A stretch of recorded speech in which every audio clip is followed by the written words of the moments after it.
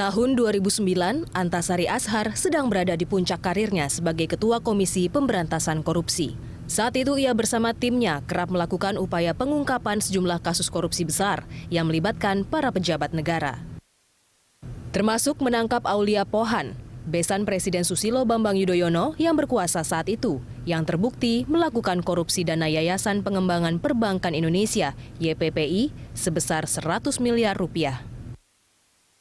15 Maret 2009, sebuah peristiwa pembunuhan berencana yang menewaskan Direktur Putra Raja Wali Banjaran, Nasruddin Zulkarnain, menggemparkan publik. Nasruddin ditembak usai pulang bermain golf di Padang Golf Modern Land, Kota Tangerang. Belakangan polisi berhasil membekuk 11 orang yang terlibat pembunuhan pengusaha itu. Nama Antasari Azhar pun dikaitkan dalam kasus ini. Penyidik meyakini Ketua KPK itu sebagai otak pembunuhan. Aroma kuat rekayasa juga sempat tercium. Namun kasus ini terus bergulir bak drama yang tak berujung. Februari 2010, Antasari dihukum 18 tahun penjara dan dinyatakan bersalah atas kasus tewasnya Nasruddin Zulkarnain. Ia dianggap melakukan pembunuhan tersebut. Semestinya ia menjalani masa tahanan hingga tahun 2022 mendatang. Namun sejak ditahan, Antasari mendapat remisi 4,5 tahun.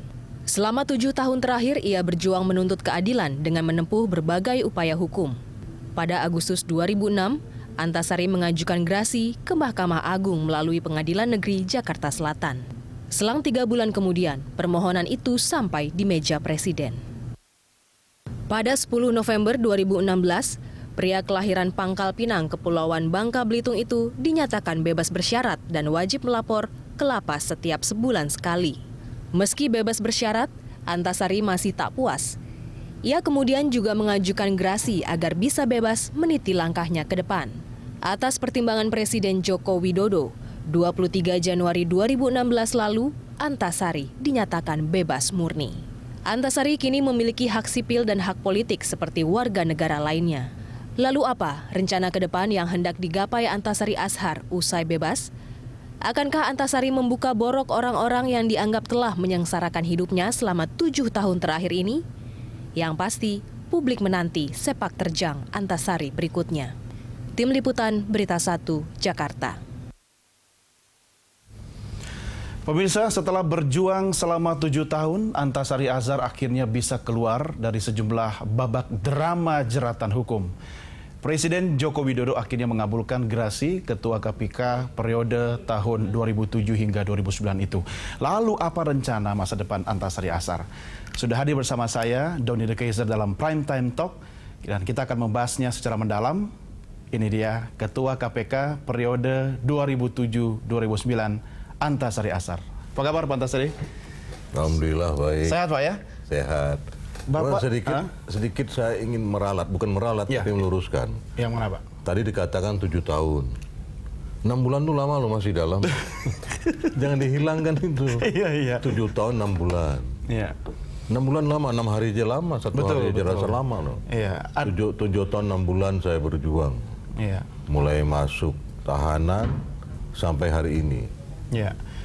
Hari ini pun ke depan saya masih ada, tapi nanti saya tunggu pertanyaannya. Saya tertarik dengan statement Anda Pak Antasari. Itu 6 bulan itu kan lama, Anda yang mengalami di dalam. Ya. Jangan dihilangkan. Tapi ada yang merasa, atau saya tidak tahu bagaimana Anda menerjemahkan ketika ada sebuah keadaan yang melibatkan sebuah masa dihilangkan gitu. Atau bagaimana Anda melihat kondisi ini? Maksudnya masa dihilangkan, masa Anda, bahkan ada nyawa orang yang juga dihilangkan dan Anda yang dinyatakan terlibat di situ. Yang pasti bahwa selama 7 atau 6 bulan itu, sejak awal hari pertama saya masuk tahanan, sejak itu semua yang saya peroleh selama 32 tahun lebih, karir habis. Jabatan dicopot, karir saya habis, pokoknya habis semua. Anda merasa dihabisi? Termasuk pendapatan yang harusnya saya peroleh sebagai seorang pegawai negeri, tutup, diembargo sampai hari ini. Makanya kalau tadi ditanya apa yang ke depan, salah satunya adalah saya sedang perjuangkan melalui Pak Jokowi Kepres rehabilitasi, supaya menghidupkan kembali apa yang hilang. Anda merasa dihabisi nggak? Ya? Anda merasa dihabisi nggak?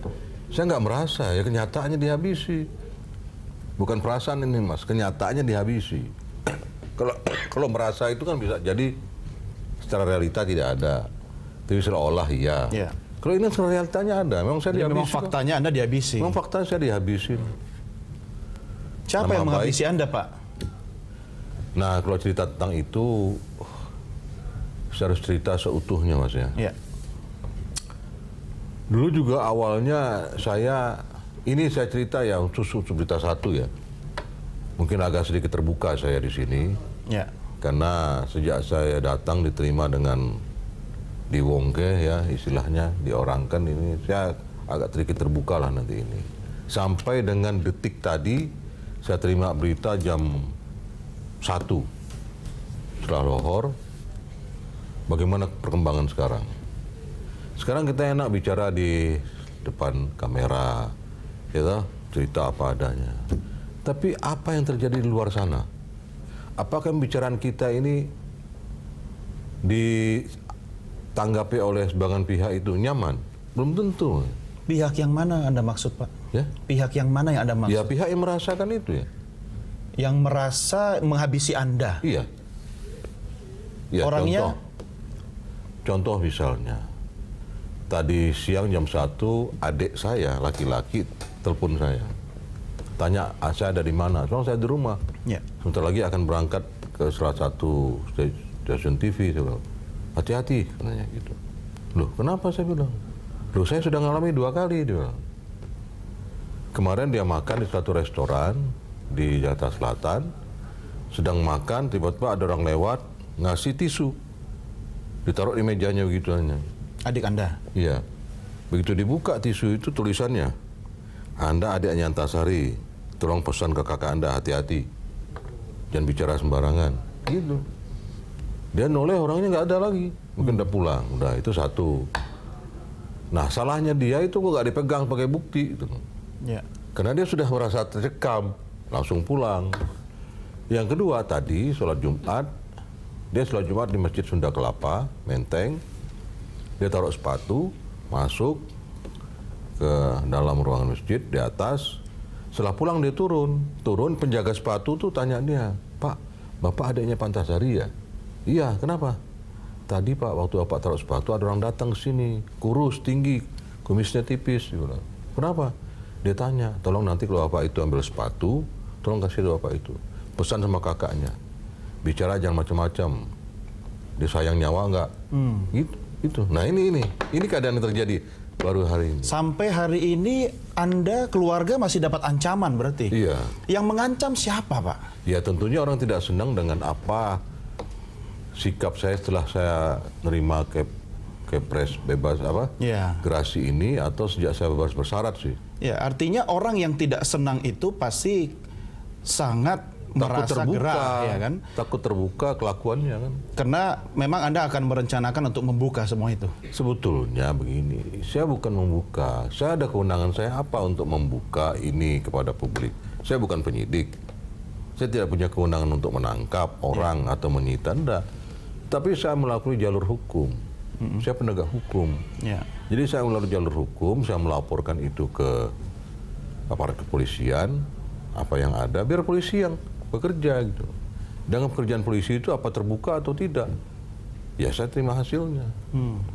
Dan seperti yang ada sekarang, ada laporan saya sejak tahun 2011 sampai hari ini, alhamdulillah belum diapa-apain. Apa yang saya laporkan, sebetulnya masyarakat juga sudah jenuh dengar keterangan ini, tapi saya ulang-ulangi nggak apa-apa lah. Yang saya laporkan adalah ketika saya didudukan sebagai pesakitan di ruang sidang, dakwa kan baca jaksa kan baca dakwaan.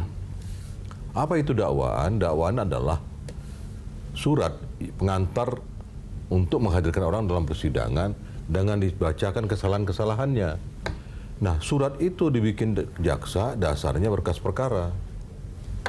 Nah, waktu jaksa membacakan itu, ada kalimat yang saya tidak pernah saya lupa, adalah mengatakan, terdakwalah yang menghendaki matinya korban.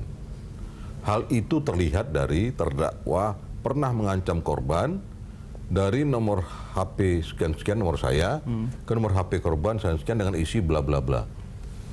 Saya pikir Kok waktu proses penyidikan saya tidak pernah dipertanyakan gitu loh.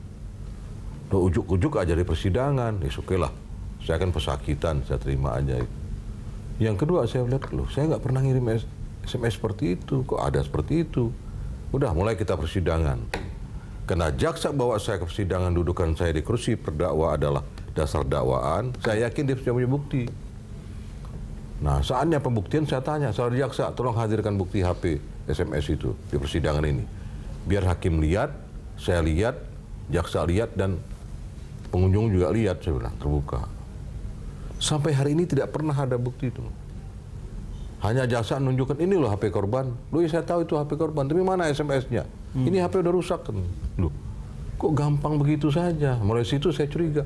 Wah, saya dikerjain ini. Ya, tapi Anda diam saja kan? Diam saja. Oke, kita lanjutkan di segmen berikutnya Pak Antasari. Pemirsa, kami segera kembali sesaat lagi. Tetap bersama kami.